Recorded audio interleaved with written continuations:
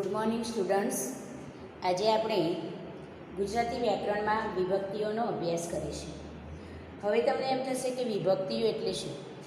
તો વાક્યમાં એક પદ બીજા પદ સાથેનો સંબંધ સ્પષ્ટ કરવા માટે જે નવા પદો ઉમેરાય છે, એક પદનો બીજા પદ સાથેનો સંબંધ સ્પષ્ટ કરવા માટે જે નવા પદ આપણે એમની સાથે જોડીએ છીએ અથવા મૂકીએ છીએ તેને વિભક્તિ પ્રત્યય કહેવાય. વિભક્તિ પ્રત્યયને અનુગ પણ કહેવાય કે વાક્યમાં અનુગ કે પ્રત્યય સિવાય વાક્ય અર્થપૂર્ણ બનતું નથી. દાખલા તરીકે આપણે જોઈએ કે રમા, મિતા, મિત્ર, આવું એક આપણે ત્રણ શબ્દો લખ્યા, રમા, મિતા, મિત્ર. તો અહીંયા આપણે રમા અને મિતા મિત્ર, પણ આપણે એવું સ્પષ્ટ નથી કહી શકતા કે આ વાક્ય આ શબ્દો આપણને શું કહેવા માગે છે. પરંતુ જ્યારે એમાં વિભક્તિ પ્રત્યયોમાં ઉમેરતા કે રમા મિતાની મિત્ર છે, મિત્ર છે.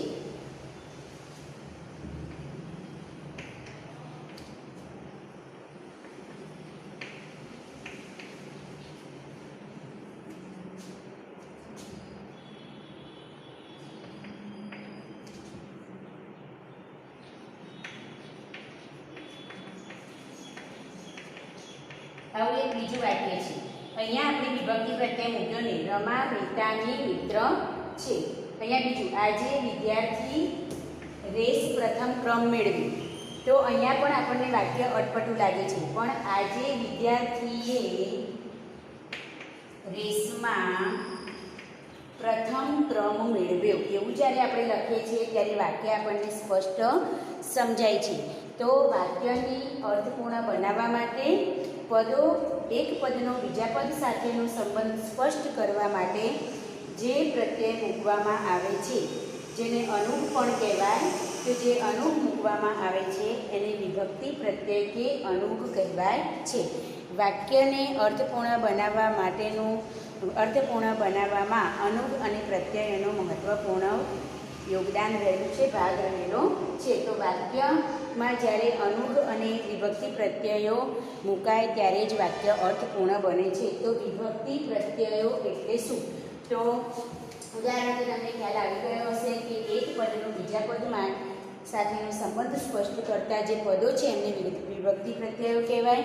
વિભક્તિ પ્રત્યય વિના વાક્ય અર્થપૂર્ણ બની શકતું નથી. એટલે વિભક્તિ પ્રત્યયનો ઉપયોગ વાક્યમાં અનિવાર્ય છે એવું કહીએ તો પણ ખોટું નથી. તો વિભક્તિ પ્રત્યયો એટલે શું? તો વિભક્તિ પ્રત્યયોની વ્યાખ્યા આપણે જોઈએ તો વાક્યના પદો વચ્ચે કર્તા, કર્મ વગેરે જુદા જુદા પ્રકારના વાક્યના પદો વચ્ચે કર્તા, કર્મ વગેરે જુદા જુદા પ્રકારના જે સંબંધો હોય છે તેને વિભક્તિ સંબંધ કે વિભક્તિઓ કહેવામાં આવે છે. વાક્યના પદો વચ્ચે કર્તા, કર્મ વગેરે જુદા જુદા પ્રકારના જે સંબંધો હોય છે તેને વિભક્તિ સંબંધ કે વિભક્તિઓ કહેવામાં આવે છે. હવે આ જે વિભક્તિઓ છે, વિભક્તિ પ્રત્યય છે, એમાં એ, ને, થી અને માં અને ન આટલા વિભક્તિ પ્રત્યય જે છે એ વાક્યની અંદર વપરાય છે અને વાક્યને એક પદ સાથે બીજા પદ સાથેના સંબંધને સ્પષ્ટ કરે છે. તો આ જે વિભક્તિ પ્રત્યયો છે એ વિભક્તિ પ્રત્યયોના કાર્યો વાક્યની અંદર જુદી જુદી રીતે દર્શાવાય છે. કર્તા સાથે, કર્તા તરીકે, કરણ તરીકે, સંપ્રદાન તરીકે, અપાદાન તરીકે, સંબંધ તરીકે, આ રીતે વાક્યની અંદર વિભક્તિ પ્રત્યયો જુદી જુદી રીતે એમ કે પ્રયોજાય છે. તો વિભક્તિ પ્રત્યયના પ્રકાર આપણે જોઈએ તો કર્તા વિભક્તિ એટલે કે પ્રથમ વિભક્તિ, કર્મ વિભક્તિ એટલે કે દ્વિતીય વિભક્તિ, કરણ વિભક્તિ એટલે કે તૃતીય વિભક્તિ, સંપ્રદાન વિભક્તિ એટલે કે ચતુર્થી વિભક્તિ, અપાદાન વિભક્તિ એટલે પંચમી વિભક્તિ, સંબંધ વિભક્તિ એટલે કે છઠ્ઠી વિભક્તિ અને અધિકરણ વિભક્તિ એટલે સાતમી વિભક્તિ. અને સંબોધન એમાં પ્રત્યય હોતો નથી, પણ આ રીતે કર્તા તરીકે, કર્મ તરીકે, કરણ તરીકે, કરણ એટલે સાધન, પછી કર્તા એટલે કાર્ય કરનાર, કર્મ એટલે ક્રિયાનું લક્ષ્ય જે છે, કરનારનું જે લક્ષ્ય છે તે, અને કરણ એટલે સાધન. સંપ્રદાન એટલે ક્રિયાનું ફળ જેને પ્રાપ્ત થાય છે તે. અપાદાન એટલે એક પદને બીજા પદ સાથે છૂટા પડવાનો ભાવ. અને સંબંધ એટલે એક પદનો બીજા પદ સાથે રહેલો જે પણ સંબંધ છે તે. અધિકરણ એટલે ક્રિયા થવાનું સ્થળ અને સમય દર્શાવે તે ત્યારે અધિકરણ વિભક્તિ વપરાય. અને સંબોધન માટે કોઈ પ્રત્યય હોતો નથી, પણ કોઈને ઉદ્દેશીને જ્યારે સંબોધન કરવામાં આવે ત્યારે એ પ્રત્યય વિના જ વિભક્તિમાં છે એવું આપણે કહી શકીએ. તો આજે આપણે હવે વિભક્તિના જે જુદા જુદા પ્રકાર છે અને વાક્યમાં કઈ રીતે એનો ઉપયોગ થાય છે એનો અભ્યાસ કરીશું. તો સૌથી પહેલાં આપણે જોયું કે વાક્યની અંદર એ, ને, થી અને માં અને ન વગેરે જેવા અનુક કે વિભક્તિ પ્રત્યય વપરાય છે. દાખલા તરીકે નચિકેત નીતાને કવિતા સમજાવી. ઉદાહરણ જોઈએ આપણે. નચિકેત નીતાને કવિતા સમજાવી. આવું એક વાક્ય અહીંયા આપેલું છે. તો અહીંયા આપણને વાક્ય સ્પષ્ટ સમજાતું નથી, પણ એમાં વિભક્તિ પ્રત્યય ઉમેરતા. નચિકેતે અહીંયા એ ઉમેર્યો, નીતાને અહીંયા ને ઉમેર્યો, કવિતા સમજાવી. તો અહીંયા કર્તા સાથે એ, કર્મ સાથે ને આપણે પ્રત્યય જોડતા વાક્ય આપણને સ્પષ્ટ સમજાય છે કે ભાઈ નચિકેતે નીતાને કવિતા સમજાવી.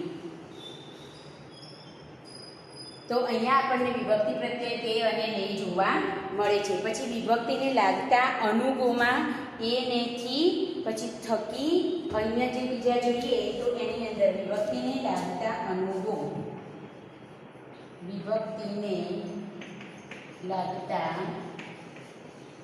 અનુગો એટલે કે પ્રત્યય. અનુગો એટલે પ્રત્યય.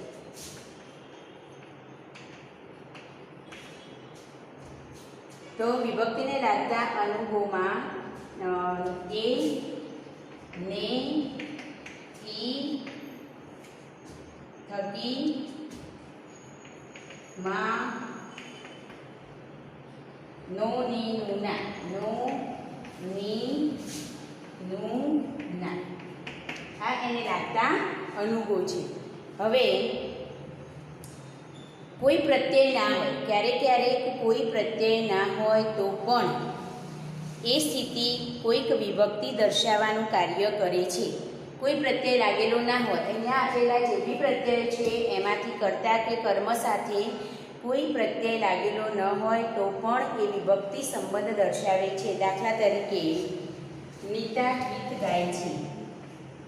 દાખલા તરીકે નીતા ગીત ગાય છે. અહીંયા તમે જોઈ શકો છો કે અહીંયા નીતા અને ગીત એ બંને સાથે કોઈ પ્રત્યય વપરાયો નથી. એમાં ઉપરના આપેલા પ્રત્યયોમાંથી કોઈ પ્રત્યય અહીંયા લાગેલો નથી, છતાં આ વાક્ય આપણને સ્પષ્ટ સમજાય છે.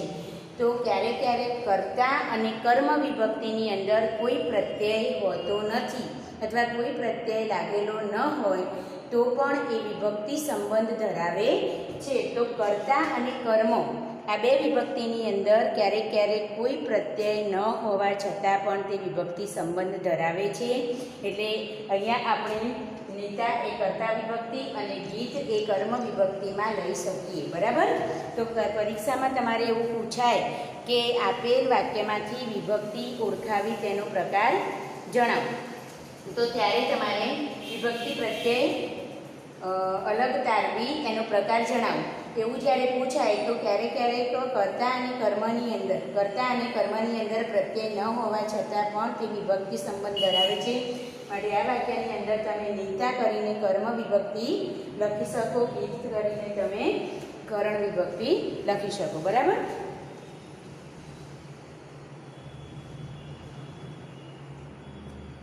અનુગો અને નામયોગી. અનુગો જેમ વિભક્તિનું કામ કરે છે તેમ નામયોગી પણ વિભક્તિનું કાર્ય વિભક્તિઓ દર્શાવે છે. તો સૌથી પહેલાં આપણે અનુગો વિશે જોઈશું અને પછી એના નામયોગીઓ વિશે આપણે વધારે ડિટેલમાં માહિતી મેળવીશું. બરાબર. અનુગો પદ સાથે જોડાઈને લખાય છે. અનુભવ પદ સાથે જોડાઈને એટલે કે પ્રત્યયો પદ સાથે જોડાઈને લખાય છે, જ્યારે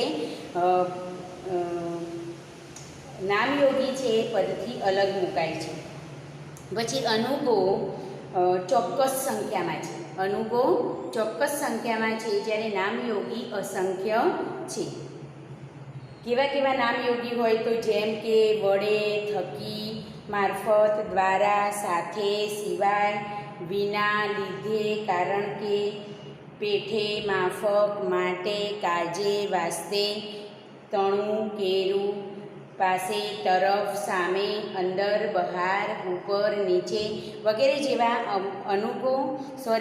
નામયોગીઓ વાક્યમાં વપરાય અને બે પદ વચ્ચેનો સંબંધ વિભક્તિઓની જેમ સ્પષ્ટ કરવાનું કાર્ય કરે છે. તો અહીંયા વિભક્તિ એટલે સંજ્ઞા કે સર્વનામના પદોનો ક્રિયાપદ સાથેનો કે અન્ય સંજ્ઞા સર્વનામ સાથેનો સંબંધ. બીજી વ્યાખ્યા આપણે અહીંયા આપવી હોય તો એવી આપી શકીએ કે વિભક્તિ એટલે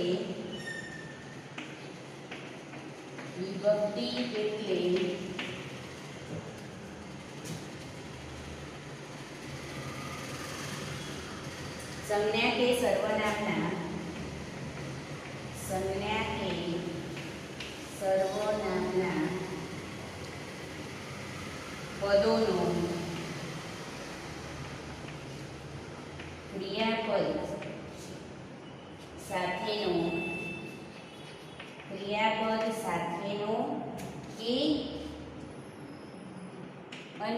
પદોનો ક્રિયાપદ સાથેનો કે અન્ય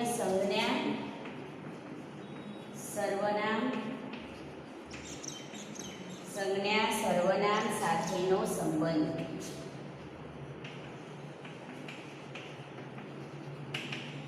વિભક્તિની આપણે બીજી વ્યાખ્યા આપવી હોય તો એવું કહી શકીએ કે સંજ્ઞા કે સર્વનામના પદોનો ક્રિયાપદ સાથેનો કે અન્ય સંજ્ઞા સર્વનામ સાથેનો સંબંધ. આમ આપણે જોયું કે વિભક્તિ પ્રત્યય વિભક્તિઓ વાક્યમાં અર્થ સ્પષ્ટ કરવા માટેનું કાર્ય કરે છે. વિભક્તિ તરીકે વપરાયેલા જે પ્રત્યયો છે એ પ્રત્યયોને આપણે અનુગ તરીકે ઓળખીએ છીએ. પછી એક બીજી બાબત આપણે જોઈ કે અનુગ એટલે કે પ્રત્યય શબ્દની સાથે જોડાઈને લખાય છે, જ્યારે નામયોગી છે એ શબ્દથી અલગ મુકાય છે એટલે કે અલગ લખાય છે. બીજું કે વિભક્તિ પ્રત્યય અને નામયોગી બંને વાક્યમાં એક જ પ્રકારનું કાર્ય કરે છે.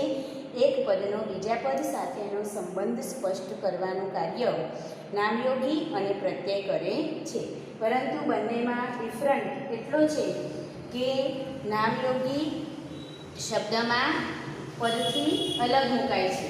અહીંયા ઉદાહરણ લઉં કે રીટા અંદર બેઠી છે. તો આ અંદર એ શું છે? નામયોગી છે.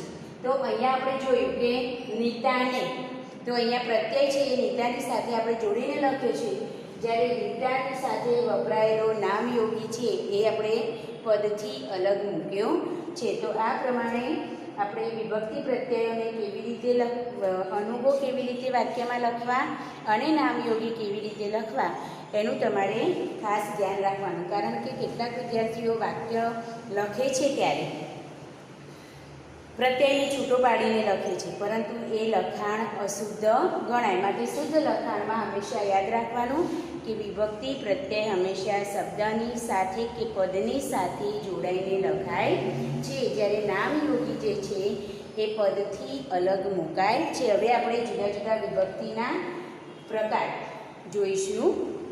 વિભક્તિઓના પ્રકારમાં સૌથી પહેલી કર્તા વિભક્તિ.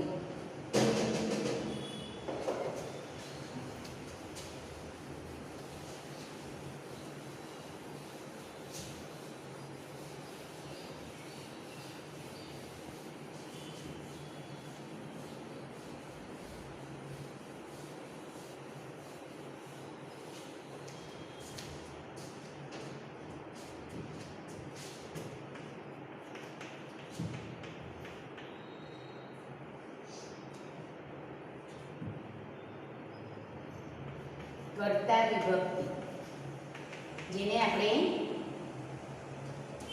પ્રથમ વિભક્તિ પણ કહી શકીએ. તમારે કર્તા વિભક્તિ એટલે પ્રથમ, કર્મ વિભક્તિ એટલે દ્વિતીય, કરણ વિભક્તિ એટલે તૃતીય, સંપ્રદાન વિભક્તિ એટલે ચતુર્થી, અપાદાન વિભક્તિ એટલે પંચમી, ષષ્ઠી એટલે સંબંધ વિભક્તિ તો ષષ્ઠી, અને અધિકરણ વિભક્તિ એટલે સપ્તમી, અને સંબોધન એ આઠમી વિભક્તિ. આમ એનો ક્રમબદ્ધ નામ યાદ રાખવાના છે. કેમ કે ક્યારેક ક્યારેક પરીક્ષામાં પ્રથમા એવો શબ્દ જ વપરાયો અને એની જગ્યાએ કર્તા શબ્દ ના આપ્યો ઓપ્શનમાં, તો તમને એ વખતે વિભક્તિનું નામ ખબર હોય, ક્રમ ખબર હોય કે પહેલી એટલે કર્તા, બીજી એટલે કર્મ, તો પ્રથમા લખેલું હોય કે દ્વિતીય લખેલું હોય તો પણ તમે વિભક્તિને સારી રીતે ઓળખી શકો અને એનું નામ નિર્દેશન કરી શકો. એટલે પ્રથમ તો કર્તા, એ રીતે તમારે ક્રમમાં એના નામ યાદ રાખવાના છે. દ્વિતીય તો કર્મ, તૃતીય તો કરણ, અને સાથે સાથે એના પ્રત્યયો પણ તમારે યાદ રાખવાના કે જેથી કરીને વાક્યમાં આપેલ વિભક્તિ પ્રત્યય ઓળખાવીને તેનું નામ લખો એવો જ્યારે પ્રશ્ન આવે ત્યારે તમે સરળ રીતે એને ઓળખાવી શકો. તો સૌથી પહેલાં આપણે કર્તા વિભક્તિ. કર્તા વિભક્તિ એટલે કાર્ય કરનાર. કાર્ય કરનાર. તો કર્તા વિભક્તિની અંદર ક્રિયા કરનાર તે કર્તા, જે ક્રિયા કરે છે તે કર્તા. દરેક ક્રિયાનો કર્તા હોય છે, એટલે કે દરેક ક્રિયા કરનાર હોય છે. કોઈ પણ પદ જ્યારે ક્રિયાના કરનારને દર્શાવે છે ત્યારે તે કર્તા વિભક્તિમાં છે એમ કહેવાય. કોઈ પણ પદ ક્રિયાના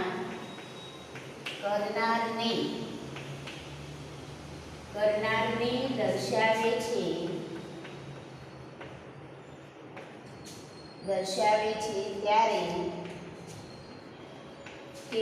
ત્યારે તે કર્તા વિભક્તિમાં છે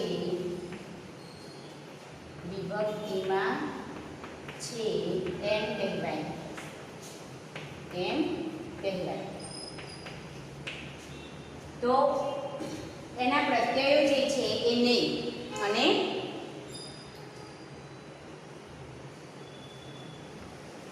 કર્તા વિભક્તિમાં આમ ચોકડી મારેલી છે એટલે કે ક્યારેક ક્યારેક કર્તા હોતો નથી.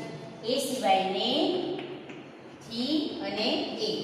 કર્તા વિભક્તિમાં ને, થી અને એ આ ત્રણ પ્રત્યયોનો ઉપયોગ થતો હોય છે. દાખલા તરીકે જોઈએ, ગીતાએ સરસ ગીત ગાયું. ઉદાહરણ, ગીતાએ સરસ ગીત ગાયું.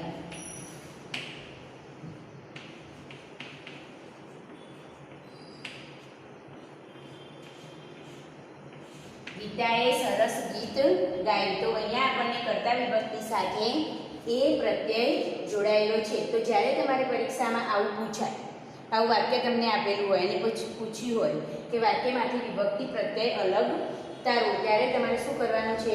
અહીંયા ગીતાએ શબ્દ અલગ લખીને એ કર્તા વિભક્તિ એ રીતે એનો જવાબ લખવાનો છે. બરાબર? ક્યારેક ક્યારેક અનુભવ હોતો નથી, એટલે કે પ્રત્યય હોતો નથી. તો એનું ઉદાહરણ જોઈએ, ગીતા સરસ ગીત ગાય છે. ગીતા સરસ ગીત ગાય છે.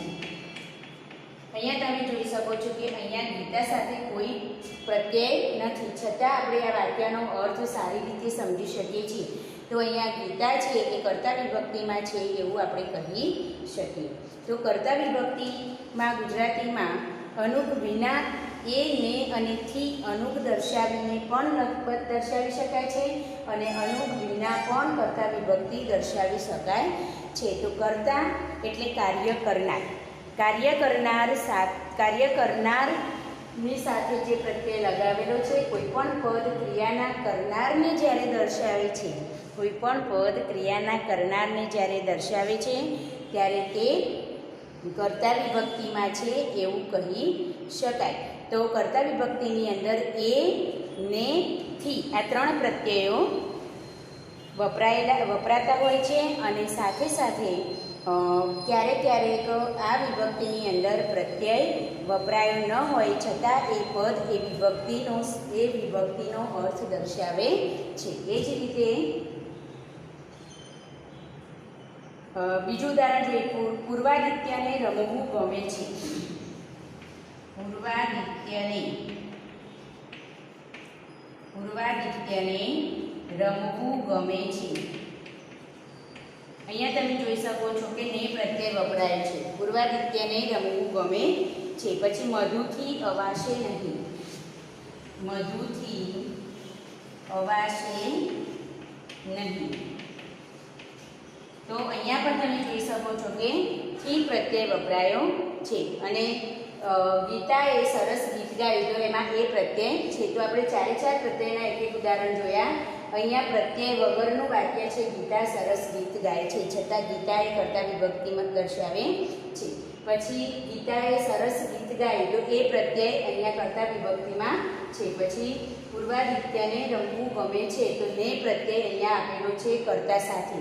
અને મધુથી તો અહીંયાથી પ્રત્યય આપે છે કર્તા વિભક્તિ સાથે. તો આ રીતે કાર્ય કરનારનો જ્યારે નિર્દેશ કરવામાં આવે છે ત્યારે કર્તા વિભક્તિમાં છે એવું આપણે કહી શકીએ. હવે બીજો પ્રકાર આપણે જોઈએ કર્મ વિભક્તિ.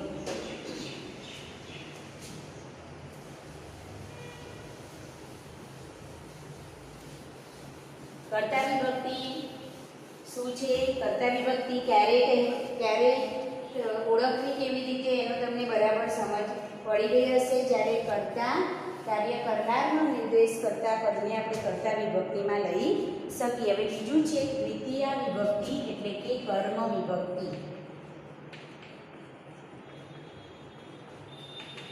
કર્મ વિભક્તિની અંદર કર્તા દ્વારા જે ક્રિયા થાય, જે પ્રવૃત્તિનો આધાર હોય અથવા તો કર્તા પોતાની ક્રિયા વડે જે ફળ પ્રાપ્ત કરવા ઈચ્છે તે કર્મ. સામાન્ય રીતે ક્રિયાનો વિષય કે લક્ષ્ય હોય તે બનાવનાર પદને કર્મ કહેવાય. ક્રિયાનો વિષય કે લક્ષ્ય. ક્રિયાનો વિષય કે લક્ષ્ય. ક્રિયાનો વિષય કે લક્ષ્ય હોય તે બતાવનાર પદને કર્મ કહે છે. ક્રિયાનું જે લક્ષ્ય છે કે ક્રિયાનો જે વિષય છે એને સ્પષ્ટ કરનાર જે પદ હોય એ કર્મ વિભક્તિ છે એવું કહેવાય. તો કર્મ વિભક્તિની અંદર કર્તા દ્વારા જે ક્રિયા કરવામાં આવે છે તે, જે પ્રવૃત્તિનો મુખ્ય આધાર છે તે, અથવા તો કર્તા પોતાની ક્રિયા વડે જે ફળ પ્રાપ્ત કરવા ઈચ્છે છે તે, એટલે કે ક્રિયા કરનારનું લક્ષ્ય જે છે એ કર્મ વિભક્તિ છે. એમાં પણ કર્મ વિભક્તિના પ્રત્યયને આપણે જોઈએ તો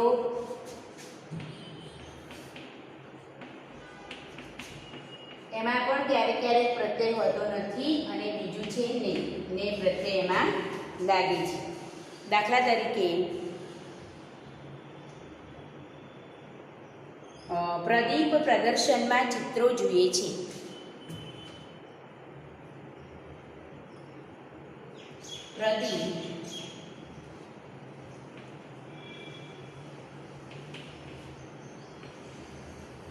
પ્રદીપ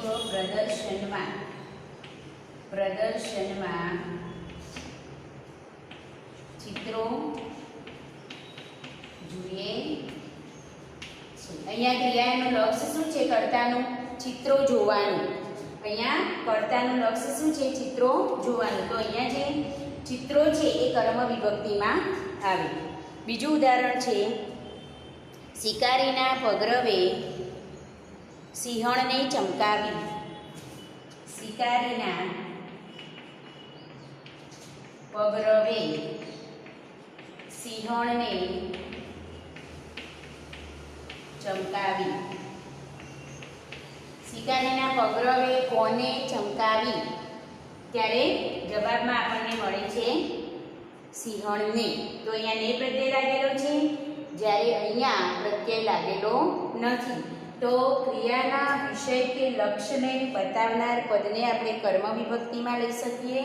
કર્મ વિભક્તિમાં ક્યારેક વિભક્તિ પ્રત્યય લાગેલો હોતો નથી અને ક્યારેક નહીં લાગેલો હોય છે. તો કર્મ વિભક્તિમાં આપણે ઉદાહરણ જોયું તો અહીંયા ચિત્રો એક કર્તા ક્રિયાનો વિષય છે અને અહીંયા સિંહણને ચમકાવે છે, એમાં પણ સિંહણને ચમકાવવાની ક્રિયાનો વિષય છે. કૃષ્ણા મને મંદિરે મળી. ત્રીજું ઉદાહરણ છે કૃષ્ણા મને મંદિરે મળી. કૃષ્ણા મને મંદિરે મળી. અહીંયા મળવાની ક્રિયાનો વિષય છે, મળવાની ક્રિયાનો વિષય છે. તો આ રીતે વાક્યની અંદર જ્યારે ક્રિયાનો વિષય કે લક્ષ્ય બતાવવામાં આવે ત્યારે કર્મ વિભક્તિ છે એવું આપણે કહી શકીએ. હવે નંબર 3 કરણ વિભક્તિ. કરણ વિભક્તિની અંદર આપણે જોઈએ તો સાધન, કાર્ય કરનારના સાધનનો નિર્દેશ કરતું હોય. કરણ વિભક્તિની અંદર કાર્ય કરનારના સાધનનો નિર્દેશ થતો હોય.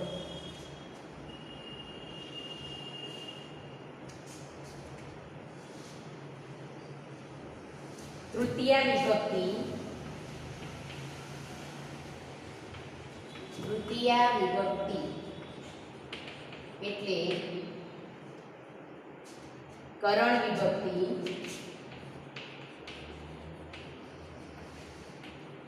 કરણ એટલે સાધન.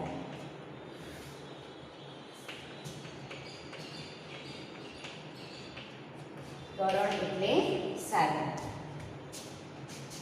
ક્રિયા કરવામાં જેનો ઉપયોગ થાય તે જ્યારે ક્રિયાનું સાધન રીત કે કારણ દર્શાવે. જ્યારે ક્રિયાનું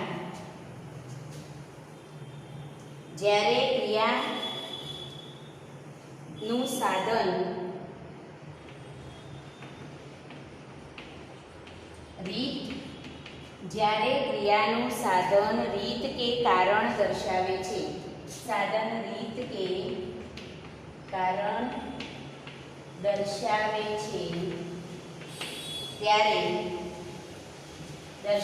છે ત્યારે તે કરણ વિભક્તિમાં છે.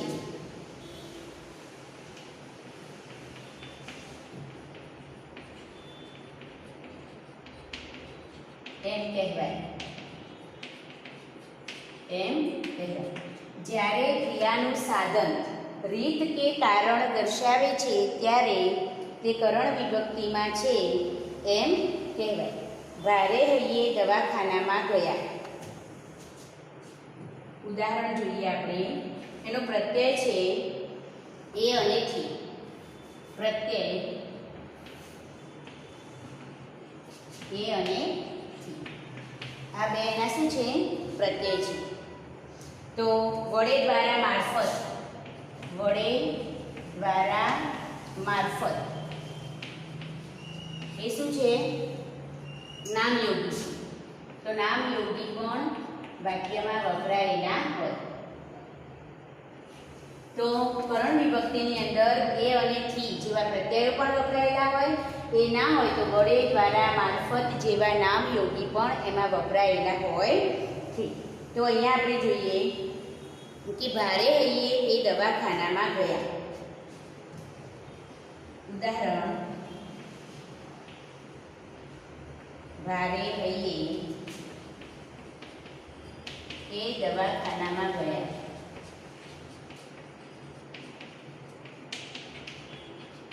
બીજું ઉદાહરણ છે તેણે કલમથી કાગળ લખ્યું. તેણે કલમથી કાગળ લખ્યું.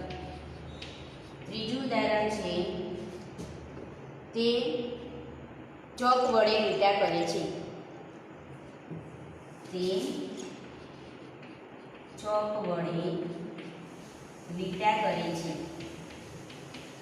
અહીંયા જુઓ તે ભારે હૈયે દવાખાનામાં ગયા. તે ભારે હૈયે દવાખાનામાં ગયા. ક્રિયાની રીત બતાવી છે, એ પ્રત્યય લાગેલો છે. તે ભારે હૈયે દવાખાનામાં ગયા. કેવી રીતે કઈ રીતે ગયા, કેવા હૈયે ગયા? તો ભારે હૈયે. તો અહીંયા ક્રિયાની રીત બતાવી છે. અહીંયા તેણે કલમથી કાગળ લખ્યો. તેણે કલમથી કાગળ લખ્યો. તો અહીંયા સાધન બતાવે છે. અને અહીંયા પણ ચોક વડે લીટા કરે છે, એમાં પણ સાધન બતાવે છે. તમે જુઓ અહીંયા, તો અહીંયા પ્રત્યય લાગેલો છે, અહીંયા એ પ્રત્યય લાગેલો છે. તો અહીંયા આપણે લખી શકીએ એ પ્રત્યય એ કર્મકરણ વિભક્તિ.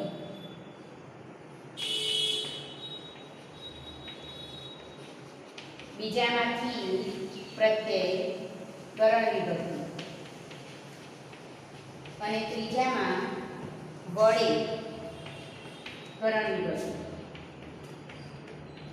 તો જ્યારે પરીક્ષાની અંદર તમારે વિભક્તિ પ્રત્યય ઓળખાવાનો થાય ત્યારે તમારે આ રીતે વાક્યો આપેલા હશે. વાક્યમાંથી તમારે આ રીતે એને પ્રત્યયોને અલગ તારવવાના છે. તો અહીંયા એ પ્રત્યય છે, અહીંયા થી પ્રત્યય છે અને અહીંયા વડે પ્રત્યય છે. આ ત્રણે ત્રણ પ્રત્યય આપણને ક્રિયા કરનાર સાધનનો નિર્દેશ કરે છે. તેથી તે કરણ વિભક્તિમાં છે એવું આપણે કહી શકીએ. તો એ રીતે આપણે અહીંયા ત્રણ વિભક્તિઓ વિશે અભ્યાસ કર્યો.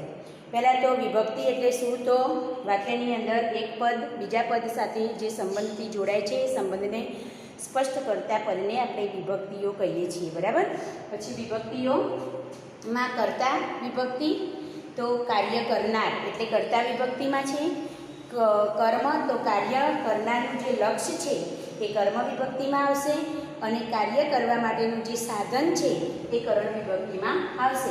તો આ ત્રણે ત્રણ વિભક્તિઓના પ્રકાર તમે સમજી ગયા છો. અને એની સાથે જોડાતા જે પ્રત્યય છે એ યાદ રાખશો તો વાક્યની અંદર તમે સરળતાથી વિભક્તિ પ્રત્યય ઓળખી શકશો. બરાબર. તો આજના વિડીયોમાં આપણે જે ત્રણ વિભક્તિઓના પ્રકાર જોયા એ પ્રકાર વિશે તમારે બે ઉદાહરણ લખવાના છે. Okay, thank you. બાકીની વિભક્તિઓ આપણે પછીના વિડીયોમાં જોઈશું.